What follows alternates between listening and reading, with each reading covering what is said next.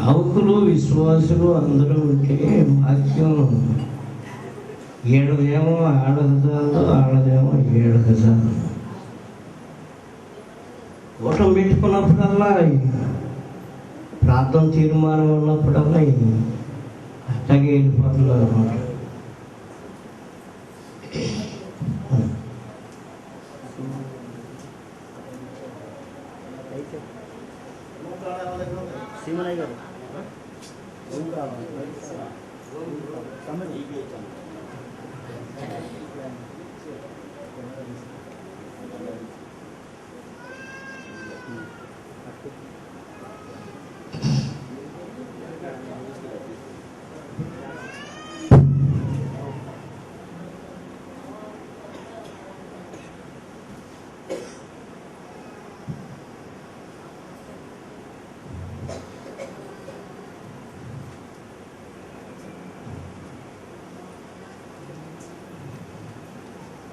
చూడండి, గలతీయులకు రాసిన పత్రిక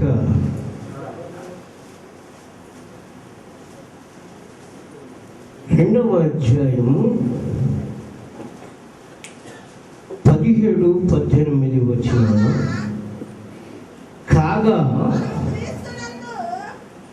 మనము క్రీస్తునందు నీతిమంతులమని తీర్చబడుటకు వెతుకుచుండగా మనము పాపులముగా కనబడిన ఎడల ఆ పక్షమందు క్రీస్తు పాపమునకు పరిచారకుడు ఆయన అట్లనరాడు. నేను పడగొట్టిన వాటిని మరలా కట్టిన ఎడల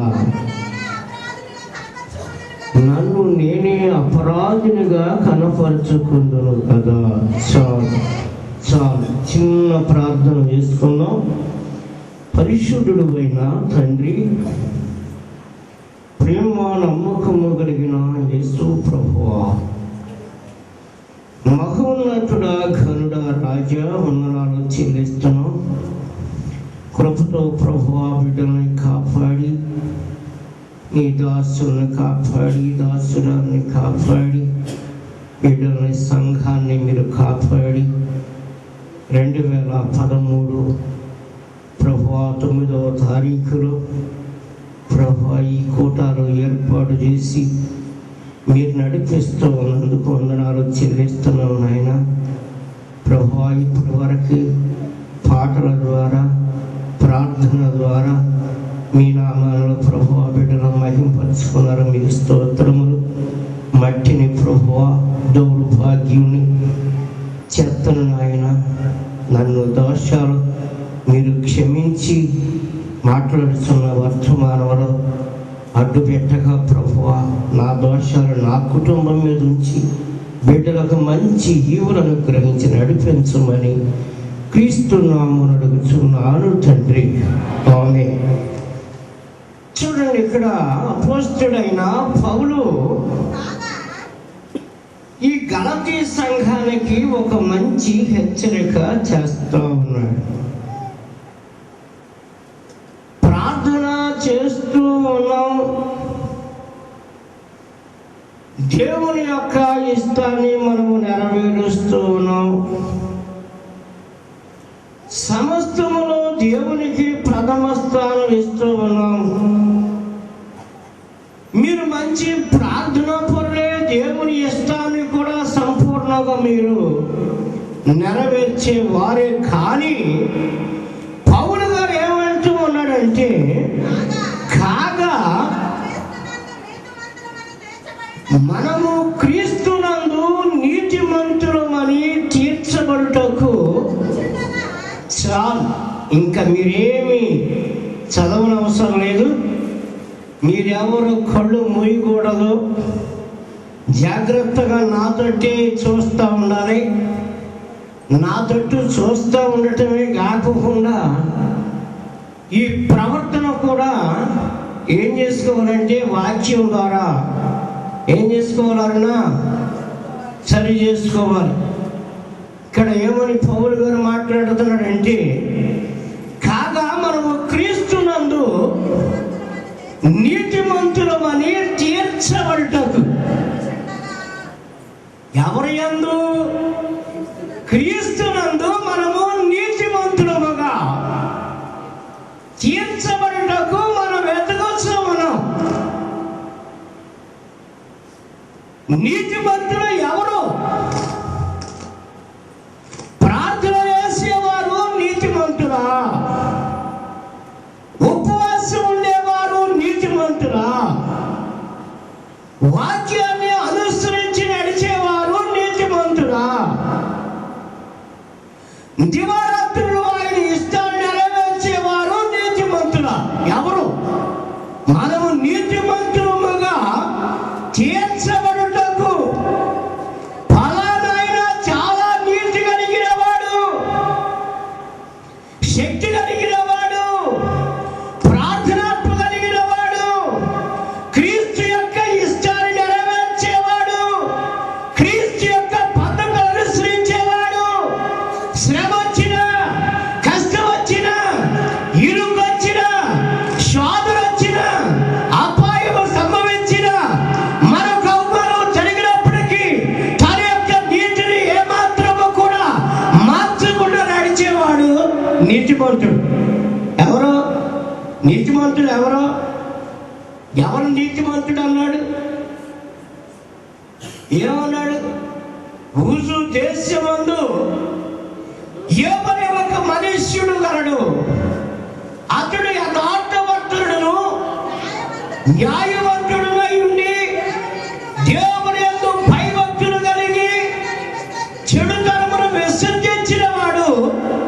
తూర్పు దిక్కు జనులు అతని వంటి వాడు ఎవడూ లేడు.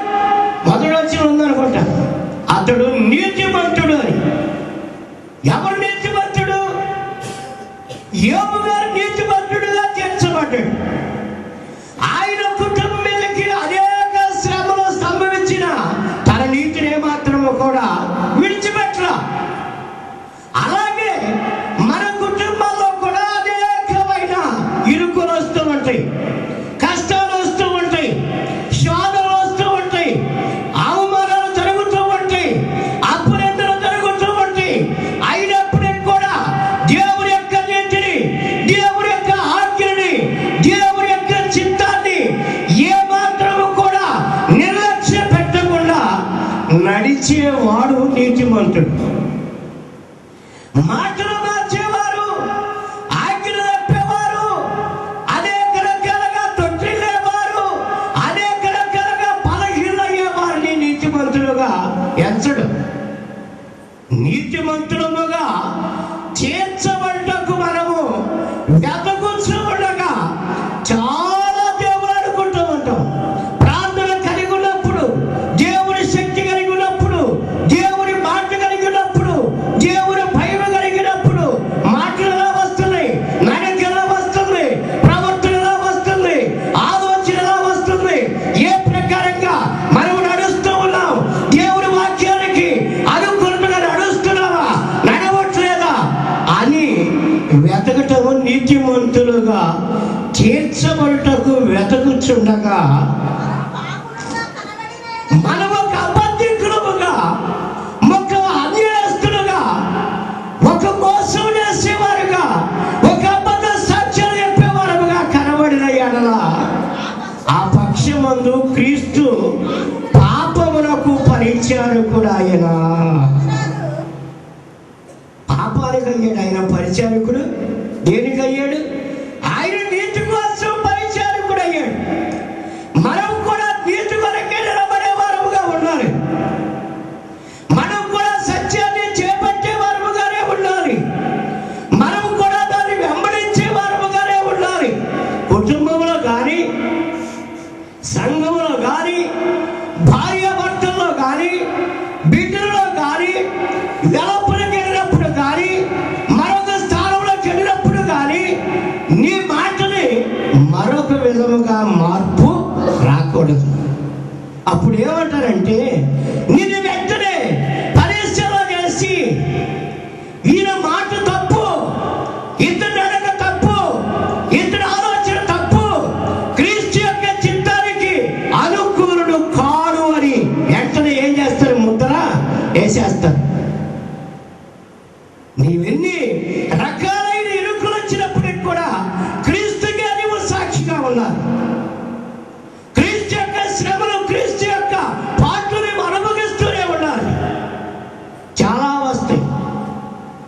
చాలా శోధనలు వస్తాయి, చాలా అవమానాలు జరుగుతూ ఉంటాయి.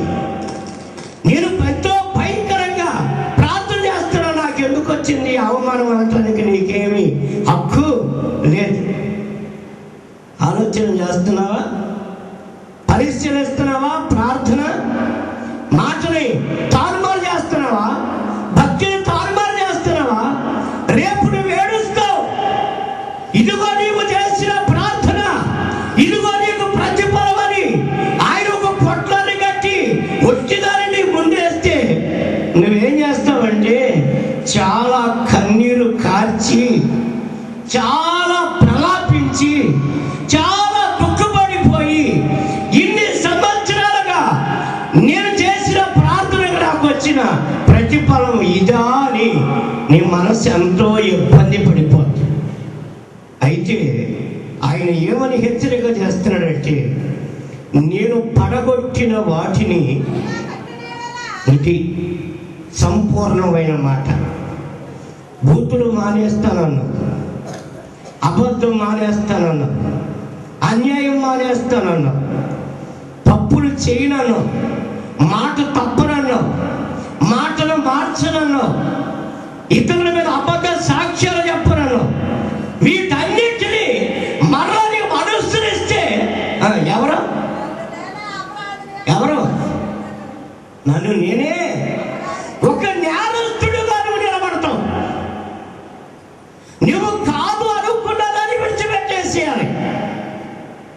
నీ విడిచిపెట్టిన దాన్ని మరలా నువ్వు ఎవరైకూడదు.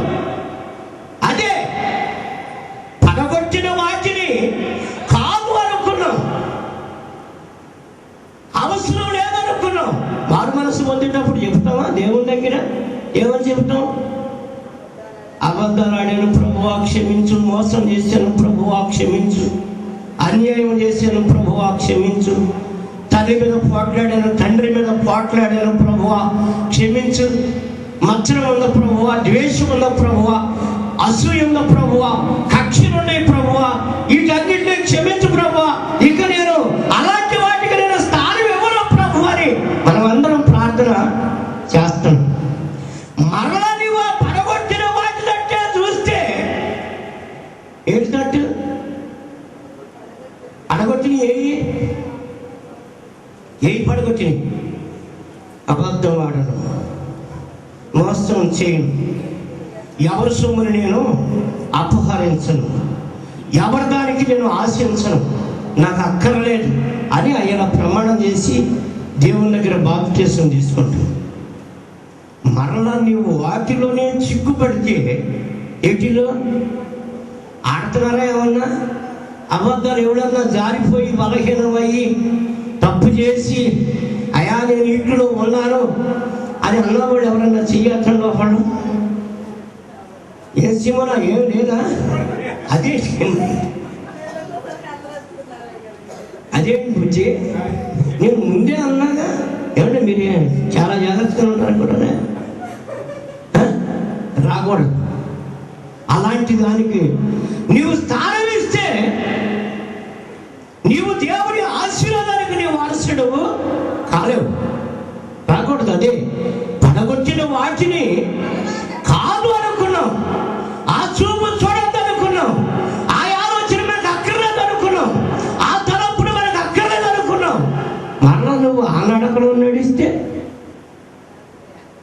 మరలా నీవు ఆ స్వభావంలోనే జీవిస్తే, మరలా ఆ ఆలోచనలోని నువ్వు చిక్కుబడితే నీ సేవ ముందుకెడుతుందా? నీ కుటుంబం దీవించబడుతుందా?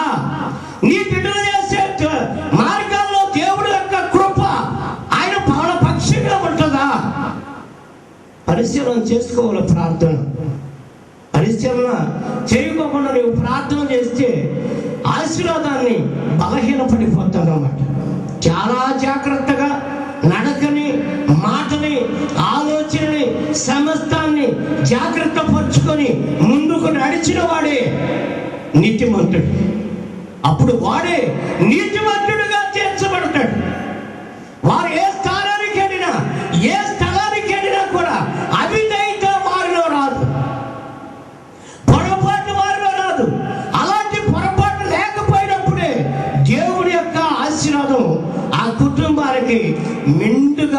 అన్నమాట. కష్టాలు వచ్చినప్పుడు యోసేపుకి ఎన్నో కష్టాలు వచ్చినాయి. ఎన్ని కష్టాలు వచ్చినాయి చెప్పండి, జాగ్రత్తగా ఒక్కొక్కటి చెప్పండి. యోసేపుకి ఎన్ని కష్టాలు వచ్చినాయి? ఏంటో అన్నదమ్ముల ద్వారా ఒక కష్టం. ఆయన తీసుకెళ్ళి కొట్టారు, బాధారు, భయంకరమైన గుంటలో పడదోశారు, ఒక మేకపిల్లని చంపేశారు, ఈయన ఐగుప్తుకి అమ్మేసేసారు, ఆ వస్త్రం తీశారు, ఆ రక్తంలో ముంచారు. ఇది నీ కుమారుడిదేమో చూడు అన్నాడు. తండ్రి చూశాడు, ఇది నా కుమారుడిదేనన్నాడు. ఈయనేమో ఐగుప్తు దేశానికి వెళ్ళాడు. రాజదేహ సంరక్షకుడి ఇంట్లో పనివాడుగా పనిచేస్తా ఉన్నాడు. ఆయన యొక్క కార్యాలు ఎక్కడ అడుగు పెడితే అక్కడే ఏమైపోయిందంటే ఏమైంది ఏంట? ఎందుకని? కారణం ఏంటి? పరిశీలన చేయాల ప్రార్థన. నీవు అవినీతిమంతుడుగా, నీవు బలహీనుడుగా, మాటలు మార్చే రైలు మనలో ఉండకూడదు. తండ్రితో చెప్పాడు. ఏమని చెప్పాడంటే ఎన్ని సంవత్సరాలు? 17 సంవత్సరాలు అప్పుడు చెప్పాడు. ఏమని చెప్పాడు?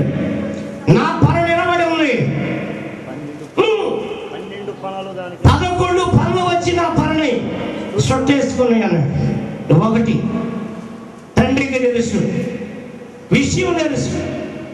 ఆ తర్వాత సూర్యుడు, చంద్రుడు, నక్షత్రాలు సమస్తం నాకు సాష్టాంగ నమస్కారం చేస్తున్నాయి అన్నాడు. ఏనా కుమారుడా, నేనును నీ తల్లియు నీ అన్నదమ్ములను సమస్తమేమో నీ దగ్గరికి వచ్చి నమస్కారం చేయాలా అన్నారు.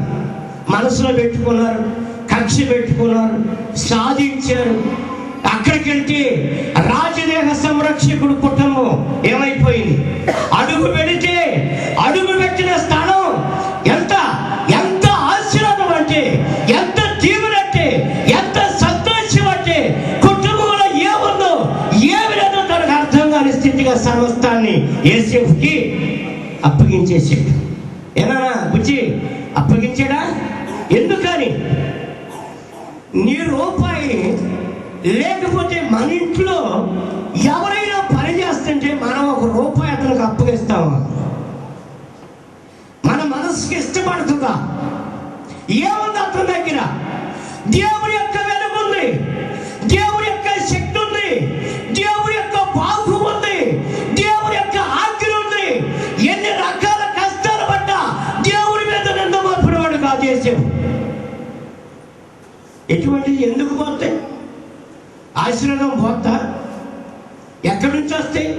నీ మాటలు బట్టే కాదు. అనుకున్న దానిని మనం ఎప్పుడైతే నెరవేర్చుకుంటూ ఉంటామో, కాదు అనుకున్న దానికి ఏ మాత్రమైనా స్థానం ఇవ్వకుండా ఉంటామో, అప్పుడే మనల్ని దేవుడు ఏం చేస్తాడంటే, మనం ఎక్కడ అడుగు పెడితే అక్కడ ఏమవుతుందని దీవించబడుతుంది. అక్కడి నుంచి భయంకరమైన శోధనకు గురైపోయాడు. శోధనకు గురైపోయినప్పుడు కూడా తను ప్రాణాలైనా ద్వేషించుకున్నాడు. కానీ ఒక అబద్ధాన్ని అక్కడ ఆడాడా? ఏమన్నా ఆడాడా? ఎందుకని? నాకు తెలియదు, ఆమె నా దగ్గరికి పరిగెత్తుకొచ్చింది, నా చెంగు పట్టుకుంది అని ఏమన్నా ఒక అబద్ధం ఆడాడా? బండేసాడేమన్నా? ఆమె ద్రోహం చేసింది అన్నాడా? ఏమి? ఎందుకని? కారణం ఏంటి? జాగ్రత్తగా యోచన చేయాలి. పడగొట్టిన వాటిని మరలా నువ్వు కట్టిన ఎడల నన్ను నేనే ఎవరికి ఎందుకు అంటున్నావు? ఎందుకు మాట్లాడుతున్నావు? పౌలు అంటాడు 2 నాలుకలు అంట. ఎన్ని నాలుకలు ఉన్నాయా? ఏంటి? అయ్యగారు చెప్పరేంటి? అయ్యగారులే ఇదంతా, విశ్వాసులు కాదు. ఎవరిదే? ఎవరిదే? మేస్త్రి గారు 2 నాలుకలు ఉన్నాయంట. ఉన్నాయా? అదేంటి? ఎట్లా 2 మాటలు మాట్లాడతావా? ఏడుకు చదువు నువ్వు ఎక్కడో 2 నాలుగులు అయ్యగారు మొత్తం చదవచ్చు. ఎరా నాని ఎక్కడ 2 నాలుగులు అంట. పరిశీలన, ప్రార్థన, యోచన చెయ్యాలి. ఎక్కడ వచ్చే ఏంటి 2 నాలుగులు ఉంటాయి అంట. విశ్వాసి కూడా మాట్లాడకూడదు ఆ మాట. సేవకుడు కూడా మాట్లాడకూడదు. వస్తారంటే రావటం, రారంటే రాకూడటం, చేస్తారంటే చేయటం, చేయడంటే మానేసేయటం. అది దేవుడి యొక్క సిద్ధాంతం, దేవుడి యొక్క లెక్క, అది దేవుడి యొక్క ఆజ్ఞ. నీవు 2 మాటలు మాట్లాడితే నువ్వు పనికి మాలిన వాడు అంటాడు. అదే పడగొట్టిన వాటిని మరలా నేను కట్టిన ఎడల కాదనుకొని విడిచిపెట్టి కట్టిన దాన్ని తినే స్వభావం. తిమోతికి రాసిన పత్రిక 3వ అధ్యాయం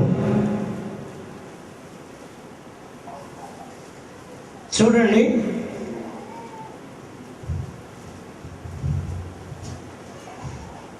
చూడాలి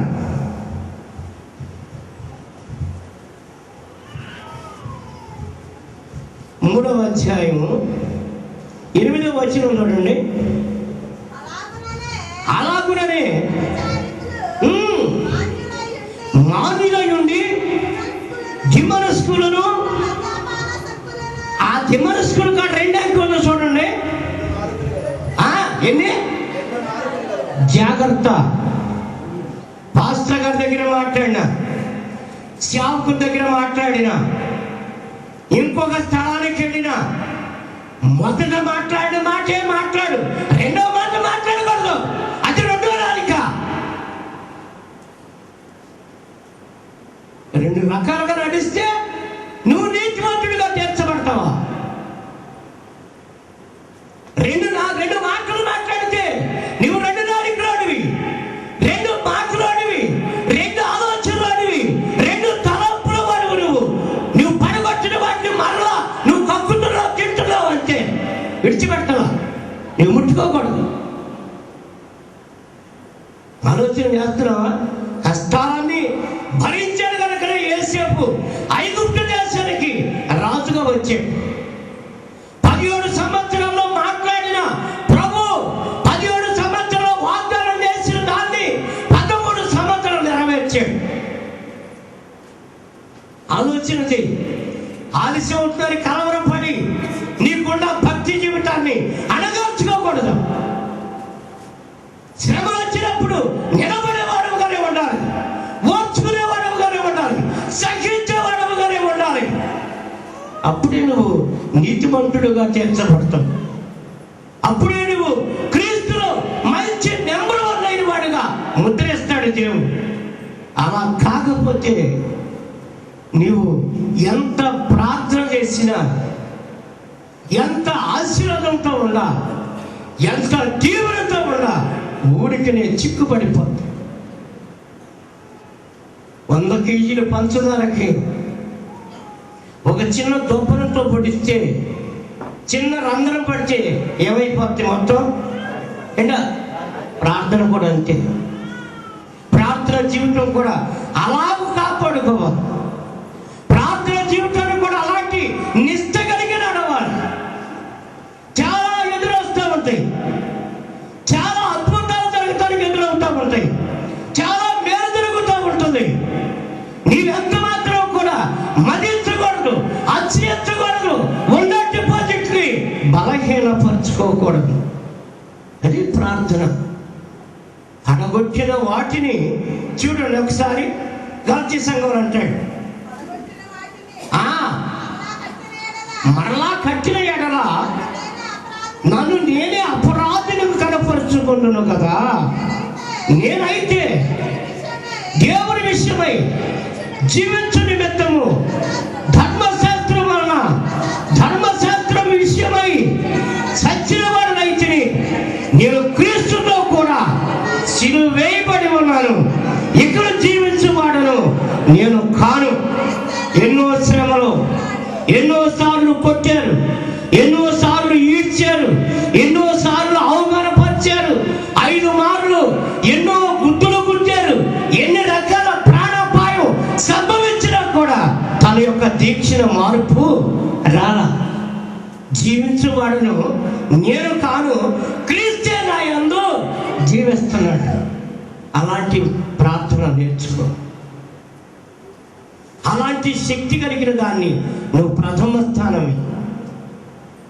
నువ్వు కొట్టగలిగి తిట్టగలిగి ఉన్నప్పటికీ కూడా నువ్వు క్రీస్తుని అవమానపరిచిన వాడు అయిపోతావు,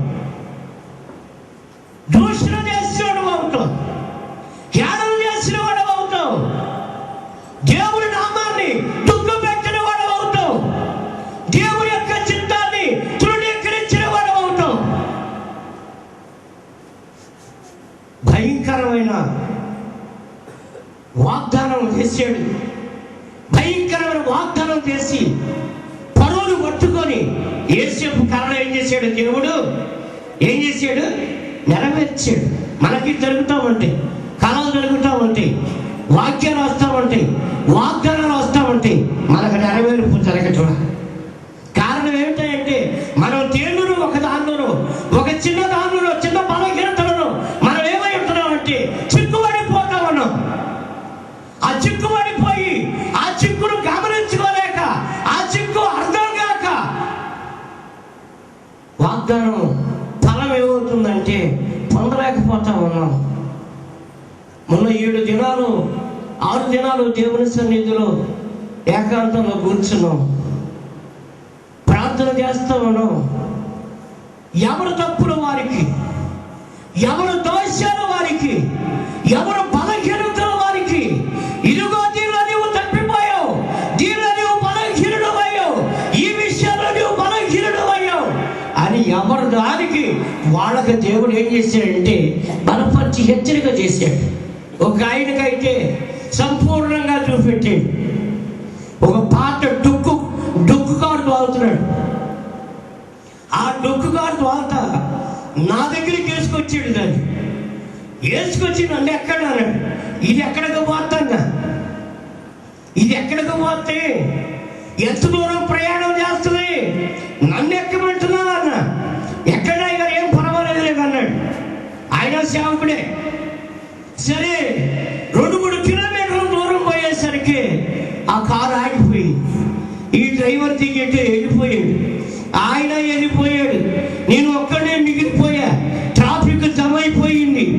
అయ్యో ఇదేంటి ప్రక్కకు నెట్టేస్తున్నారు, ప్రక్కకు నెట్టేస్తున్నారు. వాళ్ళే ప్రక్కకు నెట్టేశారు. మెడుకు వచ్చేసింది. సహోదరుడా అన్న. అయ్యగారు అన్నాడు, ఏం దర్శనం వచ్చిందన్న? అయ్యగారు భయంకరమైన దర్శనం వచ్చింది. నా కారుకి లేకపోతే, నా బస్సుకి లేకపోతే, నా బండికి లైట్లు లేవు, అద్దాలు లేవు, భయంకరమైన చిక్కు కనపడతా ఉంది. అది మధ్యదారులు ఆగిపోయింది. కారణం అర్థం కావట్లేదు, కొట్టుకాడుతున్నాను అన్నాడు. ఇంకా తీర్మానం నుండి చేస్తానే ఉన్నాడు. ఇంకా దారికి రాలా. ఎక్కడ పడిపోయావు? ఏ స్థానంలో పడిపోయావు? ఎక్కడో చిక్కుబడిపోయావు.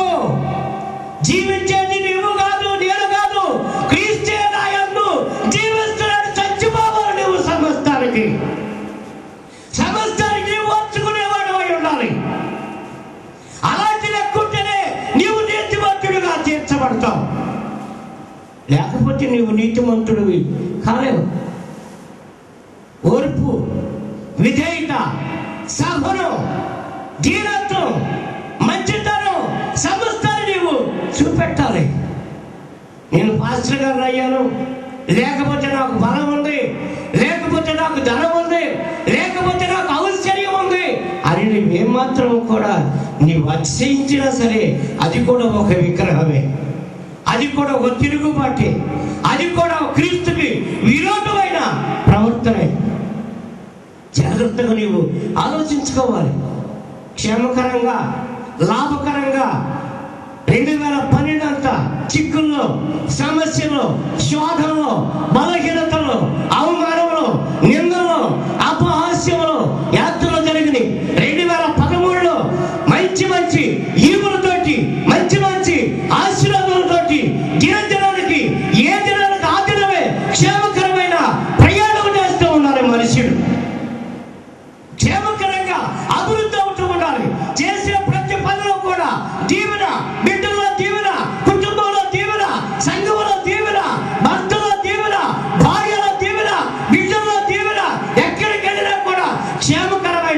మార్గాన్ని ఎత్తుకుతూ ఉండాలన్నమాట. అసంతృప్తి రాకూడదు, బలహీనం తెచ్చుకోకూడదు. ఎన్నో వచ్చినప్పటికి కూడా ఏం పర్వాలేదు, మన పక్షంగా ఉన్నాడు. 71వ కీర్తన ఒక వచ్చిన ఉన్నాడండి. ఓ దేవా, వచ్చు తరములకు నీ సత్యాన్ని నేను తెలియపరచినట్లు. కీర్తన గ్రంథము 71వ అధ్యాయము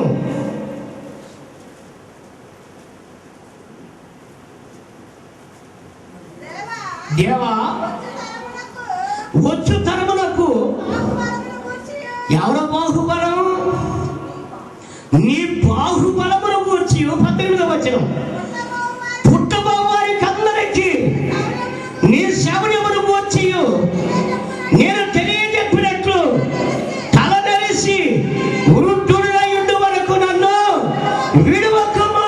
దేవా, ప్రార్థన చేస్తున్నాడు భక్తుడు, మనము చేస్తున్నాడు, హెచ్చరిక చేస్తున్నాడు. వచ్చు తరమునకు నీ బాహుబలమును గూర్చి. ఇటువంటి ఎంతమందికి చెప్తున్నా? ఆయన కూర్చిన సాక్ష్యం ఎంతమందికి హెచ్చరిక చేస్తున్నాం? భక్తుడు సాక్ష్యం ఇస్తున్నాడు. వచ్చు తరము వరకు ఇలాంటి బలము కలిగిన వాడు, ఇలాంటి కష్టాల్లో, ఇలాంటి ఇరుకుల్లో, ఇలాంటి శోధనలో, ఇలాంటి నెమ్మది స్థితిలో ఆయన నాకు నెమ్మది కలగజేశాడని పుట్టబో వారికి అందరికీ. ఎవరికి? ఎంతమంది ఉన్నారు? ఎలాంటి మాట మాట్లాడుతున్నాడు? ఎలాంటి లెక్క? వారికి అందరికీ ఇలాంటి బలము కలిగిన వాడు, ఇలాంటి శ్రమలో ఉన్నప్పుడు, ఇలాంటి అసంతృప్తిలో ఉన్నప్పుడు నన్ను బలపరిచాడయ్యా. చెప్పుకో, మనం సాక్ష్యం చెప్పట్లా? ఏమని చెప్తున్నాం? అయ్యా, మన బిడ్డలకు చెప్తూ ఉంటాం. ఏమని చెప్తూ ఉంటాం? నేను చెప్తూ ఉంటా, బాబు మనకు ఉండటానికి ఇల్లు లేదు, తినటానికి బువ్వ లేదు, కట్టుకోవడానికి సరైన వస్త్రం కూడా లేదు, బయటికి వెళ్ళాలంటే 2 తెల్ల సింపులేను, తాగటానికి కూడా తినటానికి కూడా అయ్యే, ఎటు అటు ఇటు కూడా.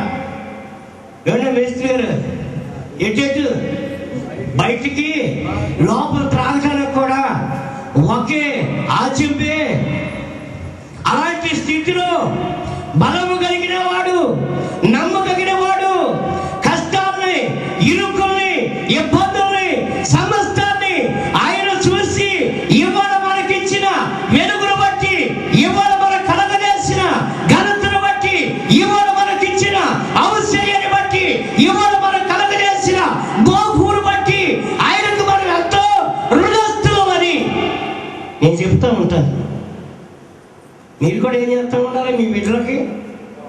ఏమని ఆయన అంటున్నాడు, తలనరిసి వృద్ధుడనయుండు వరకు నీవు నన్ను విడిచిపెట్టవద్దు ప్రభువా. ఆయన విడిచిపెట్టుకోకుండా ఉండాలంటే నీతిమంతుడిగా ఉంటేనే ఆయన విడిచిపెట్టడు. నీవెప్పుడైతే అవినీతి పరుడు అయ్యావో అప్పుడే ఏమైపోతే దేవుని ఆత్మ ఏమైపోతాడండి? ఎవరు చెప్పట్లేదేంటి? తెలియదా ఏంటి? దుఃఖపడిపోతుంది. ఎందుకు వీడికి ఇన్ని మేలు చేశాను, ఇన్ని కార్యాలు చేశాను, ఇన్ని అద్భుతాలు చేశాను, ఎంత ఆశీర్వాదం పొందాడు, ఎంత దీవెనలు, ఎంత బలపరిచాను, వీడు నన్ను గూర్చి ఏ మాత్రం కూడా ఘనపరచట్లేదని సైడ్ అయిపోతానన్నమాట. అందుకే దావీదు దాన్ని గమనించి, అయా నీ బలాన్ని వచ్చి, నీ బాహువును వచ్చి వచ్చే తరానికి నేను చెప్తానయ్యా, నేను హెచ్చరిక చేస్తానయ్యా, నువ్వు బలం కలిగిన వాడు అయ్యా అని దేవునికి ఎంతో ప్రార్థన చేస్తూ ఉన్నాడు. పడిపోయినప్పటికి కూడా తను నిలదొక్కగలిగాడు. తను ప్రార్థనాపరుడు, దేవుని యందు భయభక్తులు కలిగిన వాడు, దేవుని ఇష్టానికి అనుకూలతగా జీవించాడు కనుకనే ఆయన ఆశీర్వదించబడ్డాడు.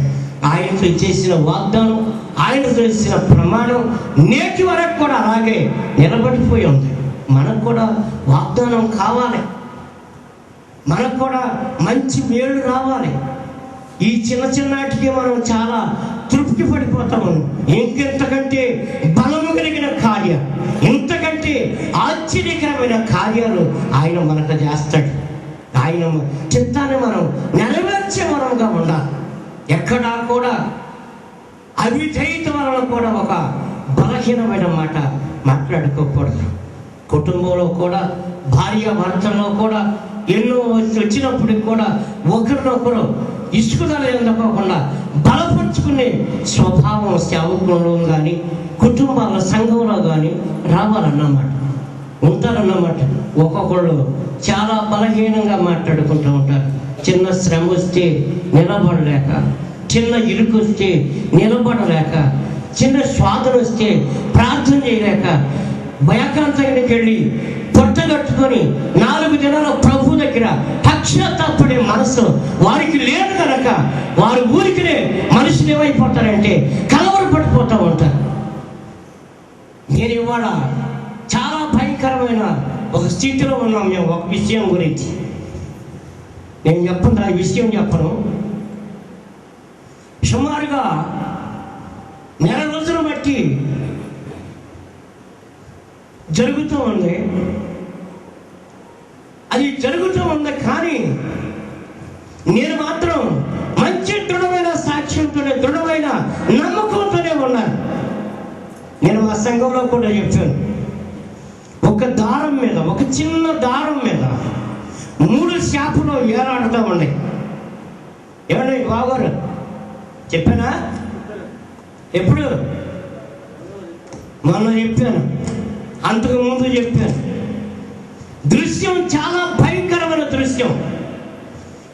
ఇంటికి ఆకాశమునకును మధ్యమున వ్రేలాడుచుండగా నందగొట్టగా సిలువ మ్రాని కప్పగించుట కొరకు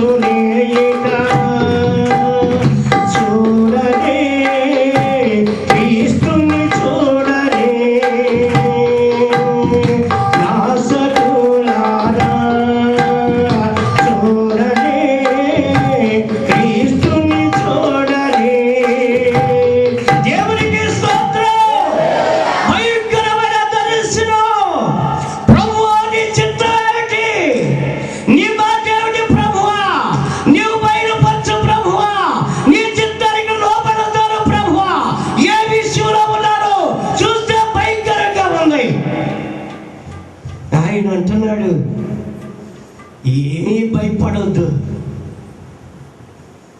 ఏమీ విచారపడవద్దు. ఆయన చెప్తూ ఉన్నాడు, ఆయన హెచ్చరిక చేస్తూ ఉన్నాడు. నిర్గమకాండం 19వ అధ్యాయం 2-3 వచనాలు. ఇశ్రాయేలీయులు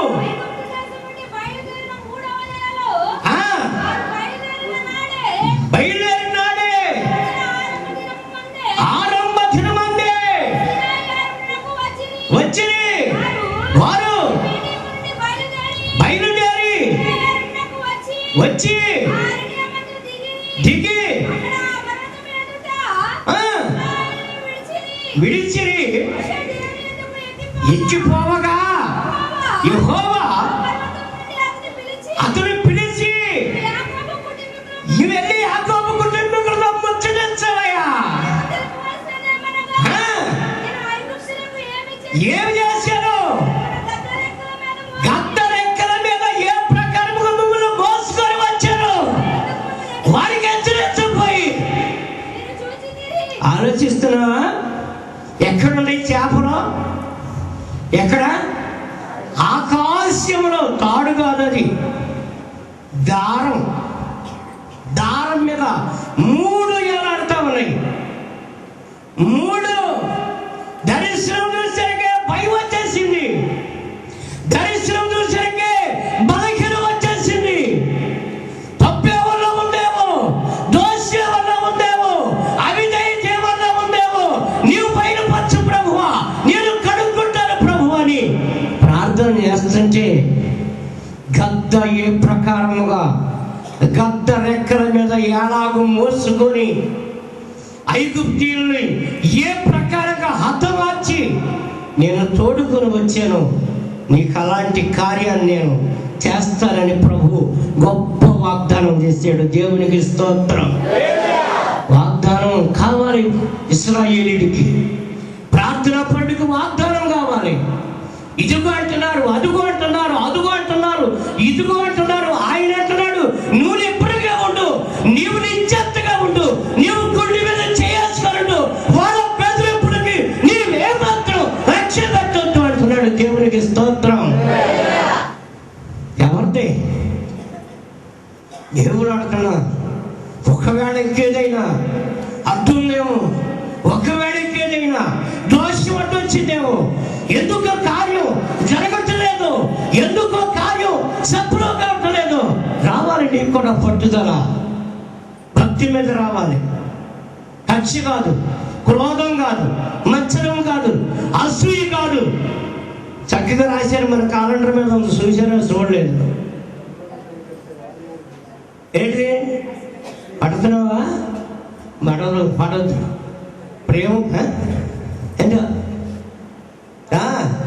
చదివాను, నేను నిన్నే చదివాను.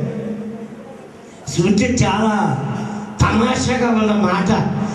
దానికంటే కూడా, ఆ గండ్ర కొట్టల కంటే కూడా ఇది మెత్తగా ఏం చేస్తుందంటే ఏసుకుపోతాయి.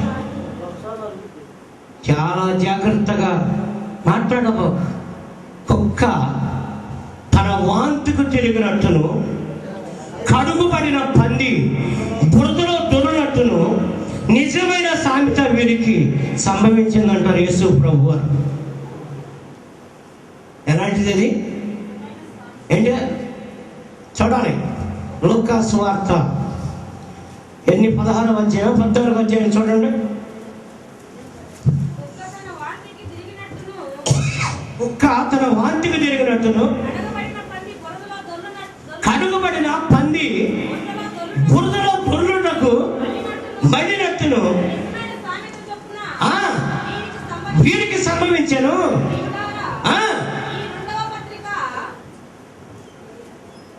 ఈ 2వ పత్రిక ఎంత ఆశ్చర్యం కాదనుకుంటున్నాం. మళ్ళీ ఏం చేస్తున్నాం అండి? మళ్ళీ ఎందుకని? అప్పుడు మనం నీతిమంతులుగా చేర్చబడతాము. అప్పుడు మనం ప్రార్థనా పరులుగా ముద్రించబడతాము. అప్పుడు దేవుని యొక్క ఇష్టాన్ని నెరవేర్చిన వారు అవుతాం. నేర్చిన ప్రార్థన. నీవు అలాంటి లెక్కలో కనుక నీవు జాగ్రత్త పడకపోతే నీకు భయంకరమైన శిక్ష, భయంకరమైన ఉపద్రవమే. నీవు గాయపరుచుకుంటావు కానీ, నీవు దుఃఖపడతావు కానీ ఏమాత్రం ప్రయోజనం ఉండదు. నువ్వు చాలా జాగ్రత్తగా, ఇది రోత, ఒక మాట, ఒక అవిధేయత రాకూడదు నీ నోట. శ్రేష్టమైన మాటలు నీ నోట రావాలి. నీవిచ్చిన మాటని కాపాడుకోవాలి. రాజురయ్య గారు మనం విస్తారంగా మాట్లాడుతూ ఉంటాం. ఆయన ఒక్క మాట కూడా మాట్లాడాడు కాదు. మనం 10 మాటలు మాట్లాడితే ఆయన సమాధానం చెప్పేవాడు కాదు. ఆయన 20 మాటలు మనం మాట్లాడితే ఒక్క మాట మాట్లాడేవాడు. అయ్యగారు అంతసేపు బాధపడి మాట్లాడుతుంటే ఏం సమాధానం? ఎందుకు ఆ గాలి మాటలు, ఆ పోసుకోలు మాటలు, ఆ వ్యర్థమైన మాటలు ఎందుకు?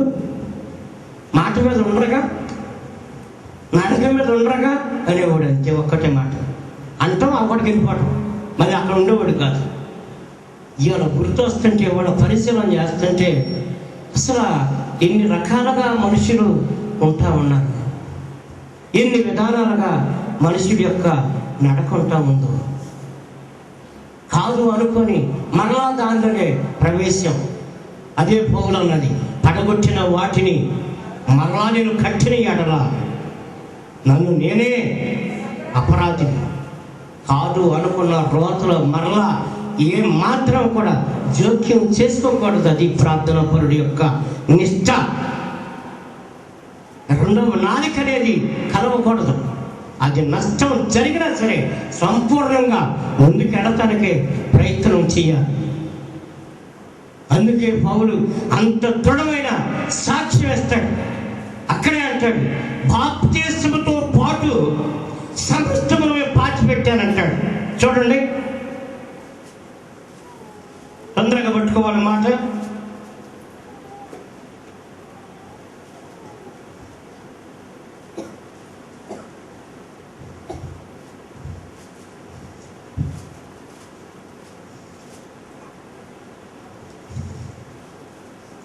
కొలస్సీలకు రాసిన పత్రిక 2వ అధ్యాయం 11-12 వచనాలు, మీరును క్రీస్తు సున్నతి యందు శరీరేచ్ఛలతో కూడిన స్వభావమును విసర్జించి ఆయన యందు చేతులతో చేయబడిన సున్నతి పొందితిరి. మీరు బాప్తిస్మమందు ఆయనతో కూడా పాతి పెట్టబడిన వారై లేపిన దేవుని ప్రభావమందు విశ్వసించడం ద్వారా ఆయనతో కూడా ఏం చేశాడు? ఎవరు ఏ ఆశలో ఇంకా పురుషులు చదవడం ఎవరన్నా ఒకళ్ళు వచ్చి చదువు కొంచెం చదవలేము. మీరును క్రీస్తు సున్నతి యందు శరీరేచ్ఛలతో కూడిన స్వభావమును విసర్జించి ఆయన యందు చేతులతో చేయబడిన సున్నతి పొందితిరి. మీరు బాప్తిస్మమందు ఆయనతో కూడా పాతి పెట్టబడిన వారై ఆయనను మృతుల నుండి లేపిన దేవుని ప్రభావమందు విశ్వసించడం ద్వారా అది విడిచిపెట్టేసుకున్నాం. బాప్తిస్మం ఇచ్చేటప్పుడు అడుగుతాడుగా, పాస్టర్ గారు అడుగుతాడా? ఏమని అడుగుతాడు? అని ఏమని అడుగుతాడు? ఏంట అంగీకరిస్తున్నావా? ఆఖరి వరకు నమ్మకంగా ఉంటావా? ఇంకేంట్రా పాపం చేయకుండా ఉంటావా? ఎవరి జోలికి వెళ్ళకుండా ఉంటావా అంటే అన్నిటికీ ఆయన ఓకే అని బాధ పెట్టేసేస్తాను. ఎల్లరి పొద్దున్నే లెగితే అక్కెంక చూస్తే అసూయనయ్యే, చెల్లి ఎంక చూస్తే, భార్య ఎంక చూసినా, భర్త ఎంక చూసినా మాట్లాడి అరుణ పెద్ద దొంగ అనుకుంటాను. మాట్లాడేంటి ఏంటది? అక్కడేమో ఒప్పుకొని ఇక్కడేమో పాత నడక. ఎక్కడి నుంచి వస్తుంది నీకు అభివృద్ధి? ఎక్కడి నుంచి వస్తుంది నీకు మేలు? చేతులతో చేయబడిన సున్నతి మీరు పొంది సమస్త పాపాన్ని అక్కడ ఏం చేశారు? బాప్తిస్మం చేసుకున్నప్పుడు పాతి పెట్టేశారు. మళ్ళీ నువ్వు ఆ పాతి పెట్టిన ఆ పెంట కొరకే చూస్తున్నావేంటి? దీవించాలయ్యా, నీవు అభివృద్ధి అవ్వాలయ్యా, నీ బిడ్డలు పెద్దవాడు అవ్వాలయ్యా, నువ్వు మంచి ప్రయోజకుడు అవ్వాలయ్యా. ఎన్నో ఆత్మల కొరకు నువ్వు ప్రయాసపడాలి, ఎన్నో ఆత్మల కొరకు నువ్వు వేగిన పడుతూ ఉండాలి.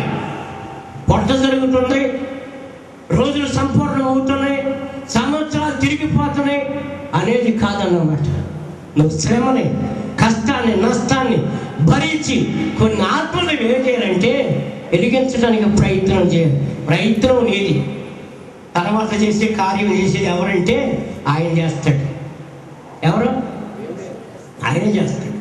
ఆయనే చెప్తాడు, ఫలానా స్థలానికి వెళ్ళు, ఫలానా చోటుకి వెళ్ళు, నేను నిన్ను దీవిస్తాను, నేను నిన్ను బలపరుస్తాను అనే దాన్ని నీవు నేర్చుకోవాలి. కానీ మరొక రకమైన మాట నువ్వు నేర్చుకోవాలి.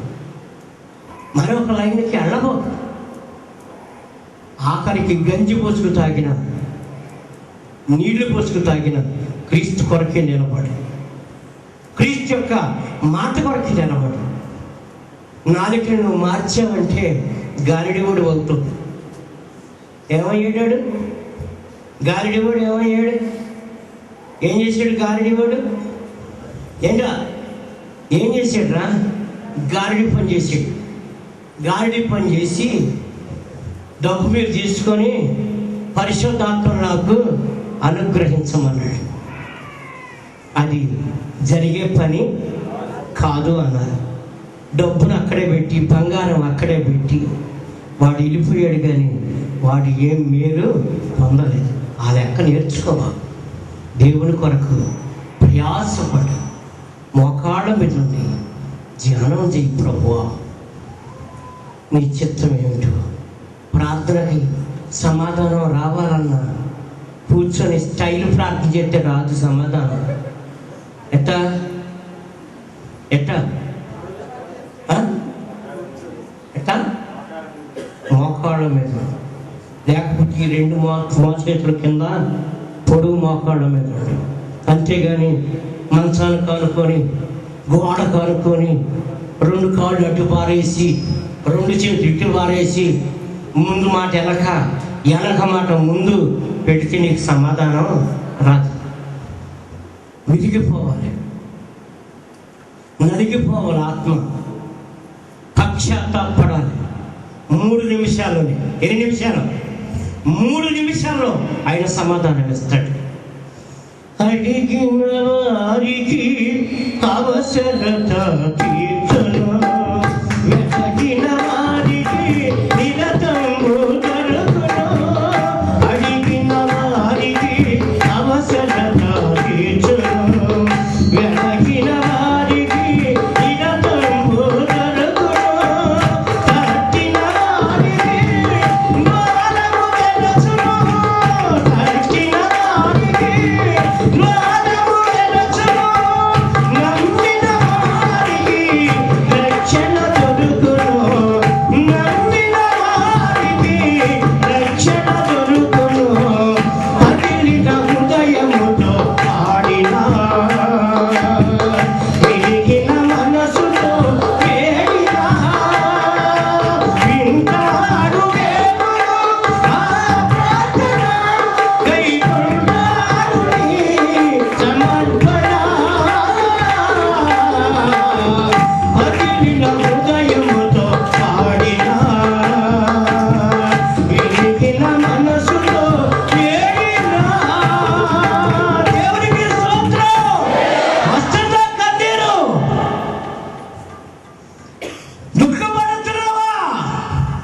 ప్రాధేయపడుతున్నావా? నీ ప్రార్థనకారి ఇమ్మీడియట్గా సమాధానం అయ్యాలి. నీ ప్రార్థనకి ఏం రావాలి? సమాధానం రావాలి. ఎవరికన్నా కంచెమ్మటి ముడుల మట్టి అన్న సొప్పు వచ్చినట్టు ఎవరన్నా మీరు ఎవరన్నా ఏడవండి, చూస్తాను నేను.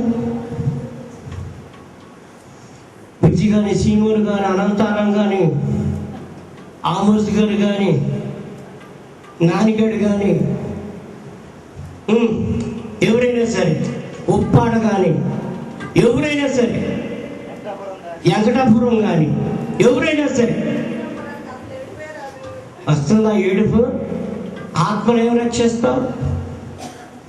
నీవు ఆత్మను ఏం చేయాలి?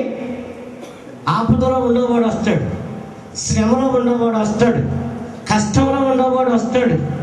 ఆడికి ఏ సమాధానం, ఆడికి ఏ మెడిసిన్ కావాలో, ఆడు ఎక్కడ చిక్కుబడి ఉన్నాడు, ఆడు ఎక్కడ బల బలహీనుడై ఉన్నాడు.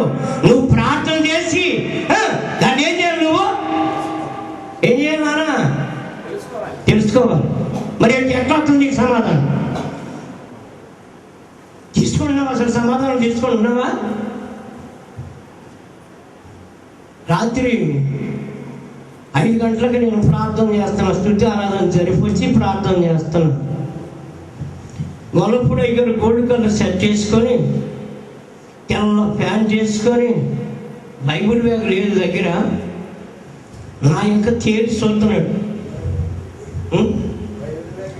ఏమో ఎక్కడ ఉందో లేదు, తేరి చూస్తున్నాడు. తేరి చూస్తుంటే ఆలోచన చేస్తున్నా, ఏంటి రేపు మొన్న ఎప్పుడో చెప్పాడు 9వ తారీఖు 2 అయ్యారు అని చెప్పాడు. 2 అని చెప్తే నేను సర్లేకయ్యా అన్న, రానల్లా, సర్లేకయ్యా అన్న. సర్లేకయ్యా చూద్దాంలే అన్న. దర్శనం ఏం చెప్పాడు? దర్శనంలో క్లియర్గా చూపెట్టాడు. చూపెడితే నేనేం చేసాను చూసావా? కారుడికి ఫోన్ చేయకుండా నాడు 9:10-10:30కి వెళ్దామంటే ఆడు 10ంటికి వచ్చి కూర్చున్నాడు. కారు అక్కడే పెట్టి మళ్ళీ అయ్యగారికి ఫోన్ చేశాడు. సరిపెట్టుకుంటావా? మీకు నవ్వు వచ్చింది, నాకు చాలా బాధ వేస్తుంది. బాధేస్తుంది. ఎందుకు బాధేస్తుందంటే, నేను కారు తీసుకొచ్చి నేను ఆడికి చెప్పి 11 గంటలకి 10:30 మనం గొల్లపూడి వెళ్దాం రారని చెప్పి 6:10కి వచ్చి కూర్చుంటే మళ్ళీ నేను సలహా అడుగుతున్నా. ఏమని? అయ్యా రానా, లేకపోతే సరిపెట్టుకయ్యా, ఎవరికన్నా సరిపెట్టలేంటే, అదయ్య గారు మీరు రావాల్సి. అదేంటి మరి రాత్రి చూపెట్టిన దర్శనం ఏంటి? ఏంటది? రాత్రి చూపెట్టిన దర్శనం ఏంటి? మళ్ళీ ఆయన నేను ఫోన్ చేయటం ఏంటి? ఆ కారు రప్పించి గేట్ కాడ పెట్టుకోవడం ఏంటి? ఒక్కసారి నువ్వు జాగ్రత్తగా పరిశీలన చేసుకో. నీ నడకెట్ట నడుస్తున్నావు, నువ్వెంత నమ్మకస్తుడుగా ఉన్నావు, దేవుని యొక్క ఇష్టంలో నువ్వు ఏమి పాతిపెట్టావో, లేకపోతే వీటన్నిటినీ మెడక చేసుకొని తిప్పుతున్నావు. ఆలోచించి నేను చెప్పినట్లు ఒక్క మాట పొరపడలేదు. నేను ఆడికి ఫోన్ చేస్తాను ఎగరా అన్నాడు, ఫోన్ చేయకుండానే వచ్చాడు. ఆడికి మంచి విషయాలుగా ఉంది. ఏమండి, జాగ్రత్తగా ఒక్కసారి మళ్ళీ అది చూడు. మీరు గలతీ సంఘం 2వ అధ్యాయం, గలతీ సంఘం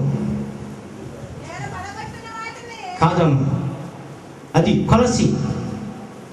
మీరు క్రీస్తుతో కూడా బాప్తిస్మమందు పాతి పెట్టబడిన వారే, లేపిన ఎంతో సంపూర్ణమైన విశ్వాసం ఉంచడం ద్వారా లేచితిరి, మరియు అపరాధముల వలనను ఇండుట వలనను వ్రాతపూర్వకమైన ఆజ్ఞను విరోధముగాను మేకులతో సిలువకు కొట్టి తుడిచివేసి. ఎంత ఆశ్చర్యం! బాగా నువ్వు చదువుకో, అర్థం చేసుకో. ఎంత లెక్క పౌలు గారు వివరణ చేస్తున్నాడో. తప్పిపోయి ఉన్నావు, తొట్టిల్లు ఉన్నావు, బలహీనుడు అయి ఉన్నావు, పాపంతో ఉన్నావు, అప్రమాణంతో ఉన్నావు, ఇతరుల మీద నిత్యమడవగా ఉన్నావు. నిన్ను నీవే పరిశీలన చేసుకో. నీవు అలాంటి స్థితిలో ఉంటే నిన్ను నీవే గాయపరుచుకుంటావు, ఏడుస్తావు. నీకు శాంతి సమాధానం దొరకదు.